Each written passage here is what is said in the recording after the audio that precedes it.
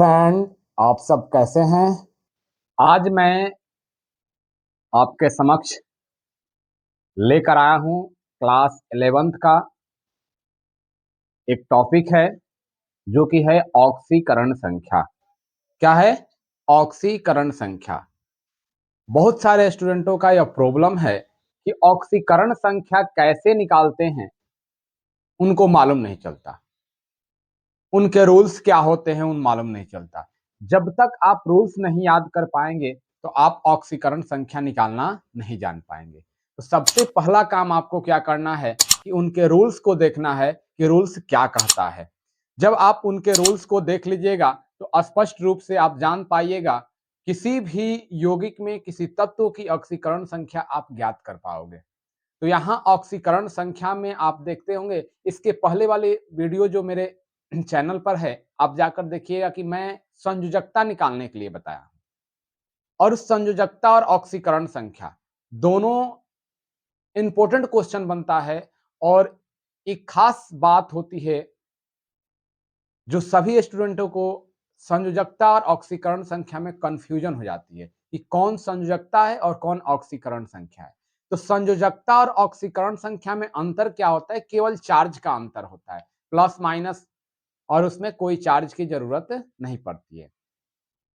तो इसमें आपको ऑक्सीकरण संख्या आज मैं टॉपिक लेकर आया हूं, इसको निकालने के लिए आप 2 मिनट में निकाल सकते हैं, लेकिन सबसे पहले चीज आपको क्या करना पड़ेगा, इनके रूल्स को फॉलो करना पड़ेगा। जब तक रूल्स को आप याद नहीं कर पाओगे तो ऑक्सीडेशन नंबर आपसे नहीं निकल पाएगा। क्या बोले? सुनाई दिया ना? मैं बोला कि जब तक आप रूल्स को नहीं याद कर पाएंगे तब तक आपको ऑक्सीकरण संख्या निकालने नहीं आएगा। तो हम चलते हैं यहां रूल्स को देखते हैं ऑक्सीकरण संख्या निकालने के लिए। यहां आपका रूल्स है, फर्स्ट रूल्स कहता है कि मुक्त अवस्था में तत्वों की ऑक्सीकरण संख्या शून्य होती है। अब कहिए मुक्त अवस्था क्या? मुक्त अवस्था, मुक्त अवस्था में तत्वों की ऑक्सीकरण संख्या शून्य होती है। जैसे हम लिख देते हैं H2O2 या कोई दो तत्व N2S8 etc, यह आपकी क्या है? मुक्त अवस्था है।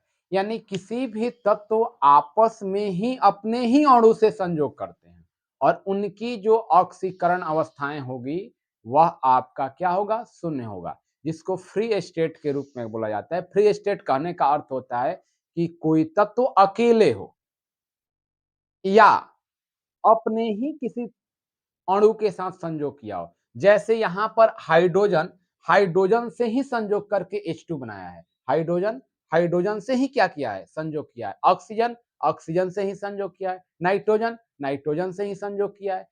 इस क्रम में आपका ऑक्सीडेशन नंबर होता है वह क्या होता है? शून्य होता है। तो कोई आपसे पूछे कि मुक्त अवस्था में किसी भी तत्व का ऑक्सीकरण संख्या क्या होता है, तो आप बताएंगे कि ऑक्सीकरण संख्या क्या होती है? शून्य होती है। यह पहला नियम याद रहना चाहिए। जैसे हम आपसे सवाल कर दें कि S8 का ऑक्सीकरण संख्या क्या होगा, तो बेहिजक आप बोलेंगे शून्य। कोई भी एक तत्व को लीजिए और उनकी ऑक्सीकरण F2 ऑक्सीकरण संख्या शून्य। ऐसे आपका अनेकों आपके रूल्स में फर्स्ट रूल्स जो हैं वह इसको याद रखिएगा, मुक्त अवस्था में जिसको फ्री स्टेट बोलते हैं। फ्री स्टेट में तत्वों की ऑक्सीकरण संख्या शून्य होती है। दूसरा रूल्स है, संयुक्त अवस्था में हाइड्रोजन की ऑक्सीकरण संख्या +1 होती है। संयुक्त अवस्था में हाइड्रोजन की ऑक्सीकरण संख्या +1। संयुक्त अवस्था में हाइड्रोजन की कहीं संयोग करता है, जैसे अब यहां पर संयोग करने के लिए मान लीजिए कि H2O जल का निर्माण करे, उस समय यहां हाइड्रोजन की ऑक्सीकरण संख्या क्या होगी? +1 होगी। एक अपवाद यहां पर हम लिखे हैं। क्या लिखे? अपवाद। जैसे LiH lithium hydride, sodium hydride, यहां पर कैल्शियम हाइड्राइड, LiH के साथ संयोग जब करता है या HLi के साथ संयोग करता है, उस समय हाइड्रोजन की ऑक्सीकरण संख्या -1 हो जाती है। उस समय हाइड्रोजन की ऑक्सीकरण संख्या क्या हो जाती है? -1। यहां पर 1 मिनट ध्यान दीजिएगा कि किस प्रकार से -1 यहां पर करता है। लिथियम की इलेक्ट्रॉनिक विन्यास 2 और 1 होता है, 3 होगा ना परमाणु संख्या, और हाइड्रोजन का इलेक्ट्रॉनिक विन्यास 1 होता है। इसको भी अपना अष्टक पूरा करना है और इसको भी अष्टक पूरा करना है। तो यह अपना एक इलेक्ट्रॉन इस हाइड्रोजन को क्या करेगा, दे देगा। इसके पास 2 बचेगा और इसके पास 2 हो जाएगा। अब देखिए यहां पर एक इलेक्ट्रॉन क्या कर रहा है, हाइड्रोजन ले रहा है, एक इलेक्ट्रॉन हाइड्रोजन ले रहा है, और जो तत्व इलेक्ट्रॉन ग्रहण करते हैं वो तो आप सब जानते हैं कि वह क्या होते हैं, ऋणात्मक होते हैं, वह ऋणात्मक होते हैं। तो यहां लिथियम से हाइड्रोजन क्या करेगा, इलेक्ट्रॉन को ग्रहण करेगा। उसी प्रकार से सोडियम से हाइड्रोजन इलेक्ट्रॉन ग्रहण करेगा एक, यहां पर भी वही क्रिया करता है। तो इस क्रम में अपवाद में यह 3 चीज याद रखिएगा कि यहां पर हाइड्रोजन की ऑक्सीकरण संख्या क्या हो जाती है, -1 हो जाती है, और सब जगह ऑक्सीकरण संख्या +1 होती है। कोई दिक्कत नहीं है। इन्हीं 3 के लिए आपका -1 और सबके लिए क्या होगा, +1 ऑक्सीकरण संख्या होती है।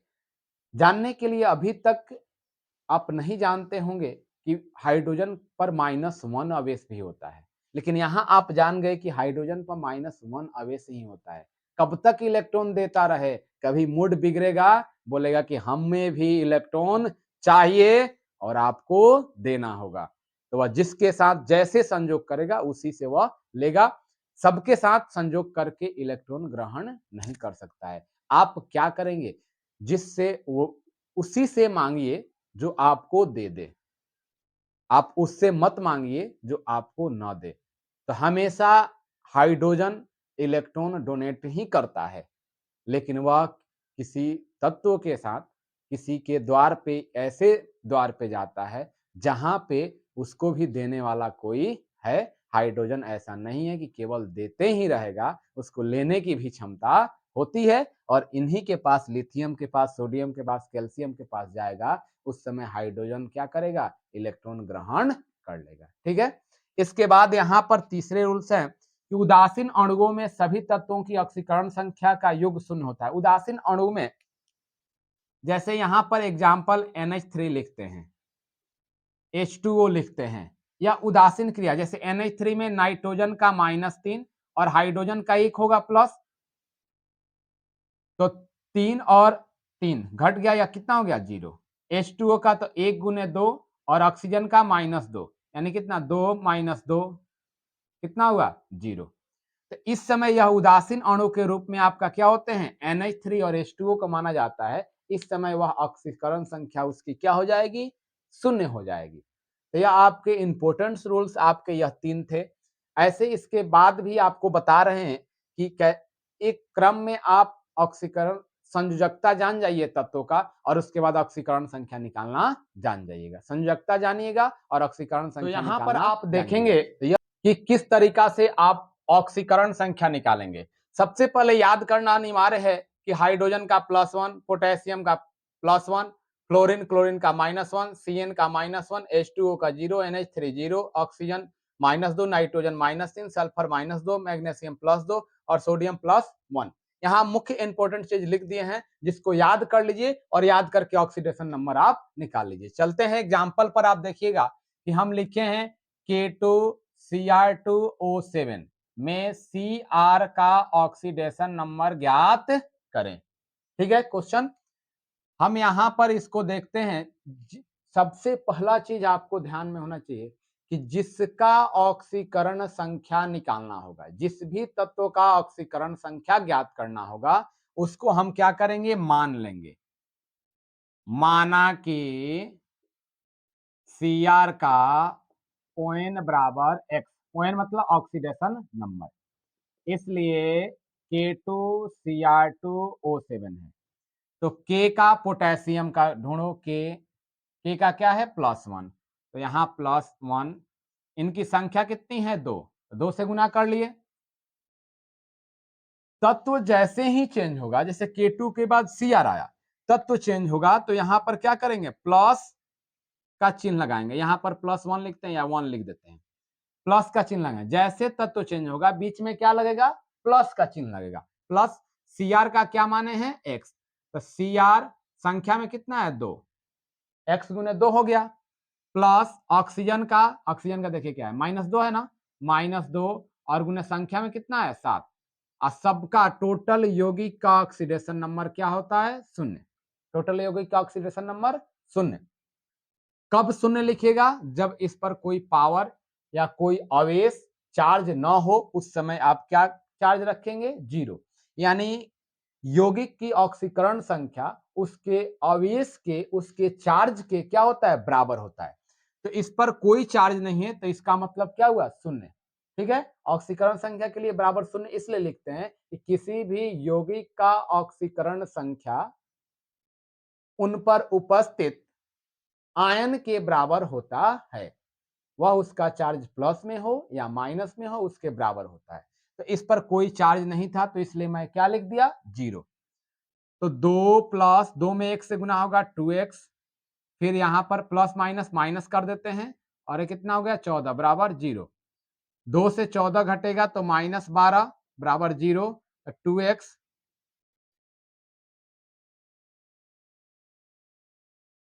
2x बराबर 12, इसलिए x बराबर 12/2, यानी कितना आया 6, यानी x प्लस 6, यानी यहाँ Cr का ऑक्सीडेशन नंबर क्या आ गया x बराबर प्लस 6।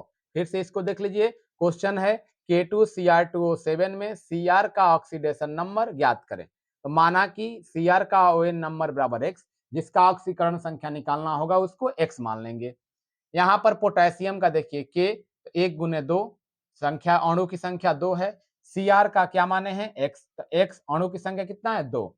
ऑक्सीजन का देखिए, ऑक्सीजन का ऑक्सीडेशन नंबर -2, संख्या में कितना है 7 बराबर 0। 2 प्लस 2x माइनस इसको कर दें 14 बराबर 0, 2x माइनस 12, 2x बराबर 12 और x बराबर 12/2 यानी 6, तो x बराबर प्लस 6। यहाँ पर Cr का ऑक्सीकरण संख्या कितना निकल गया प्लस 6 निकल गया। ठीक है, इसको एक बार स्क्रीनशॉट करो, हम अगले एग्जाम्पल बताते हैं।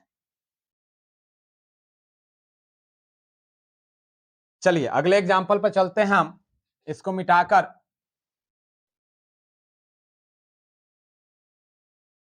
एग्जाम्पल में मैं लिख देता हूं। अगले एग्जाम्पल में SO4 2 माइनस में सल्फर का क्या निकालना है ON। दूसरा एग्जाम्पल है SO4 2 माइनस में सल्फर का ऑक्सीडेशन नंबर ज्ञात करना है। तो अब यहाँ पर जिसका ज्ञात करना है उसको x मानेंगे, तो डायरेक्ट यहाँ पर देखिए कैसे बनाएगा, इसको x मान लो, प्लस का चिन्ह दोगे, क्या बताए तत्व चेंज होगा तो प्लस का चिन्ह। ऑक्सीजन का क्या है -2, अणु कितनी है 4 बराबर, प्रत्येक में 0 लिख रहे थे, यहाँ पर भी 0 लिखे हैं। देखिए यहाँ पर बताए कि किसी भी यौगिक का ऑक्सीकरण संख्या उसके आवेश के बराबर होता है। किसी भी यौगिक की ऑक्सीकरण संख्या उसके आवेश के बराबर होता है। तो यहाँ पर आवेश दिया है, चार्ज इसका दिया है कितना 2 माइनस, तो यहाँ 0 ना लिखकर क्या लिखेंगे -2 लिखेंगे। तो x माइनस 8 इजकल टू -2, तो x बराबर -2 प्लस 8, तो x बराबर कितना हो गया 6। यानी यहाँ सल्फर की ऑक्सीकरण संख्या क्या आ गई प्लस 6 आ गई। आपको समझ में आ गया होगा, एक चार्ज वाले भी बता दिए। ठीक है ना, इसको नोट करो, स्क्रीनशॉट ले लो। स्क्रीनशॉट लेने के बाद फिर अगला बताते हैं। देखिए स्क्रीनशॉट के बाद अब देखिए एक और बताएंगे, एग्जाम्पल एक दो कर लोगे तो कहीं भी आपको दिक्कत होने वाली नहीं होगी। देखिए एक जटिल लाइन बनाते हैं, K4FeCN6 में Fe का निकालना है। किसका निकालना है Fe का, K4FeCN6 में Fe का निकालना है। तो 1 गुने 4, पोटेशियम का देखो एक कहीं दिया होगा, देखो 1 है, Fe का निकालना है तो क्या होगा x। ये भी जो बड़े कोष्ठ देते हैं, बड़ा कोष्ठ में है यानी गुना में, यानी इसको भी तत्व यहां से चेंज करने के लिए इसको बनाए हैं। तो 1 गुने 4 प्लस x। Cn का देखिए क्या है, Cn का -1, कितनी अणु है 6 बराबर क्या कर देंगे 0।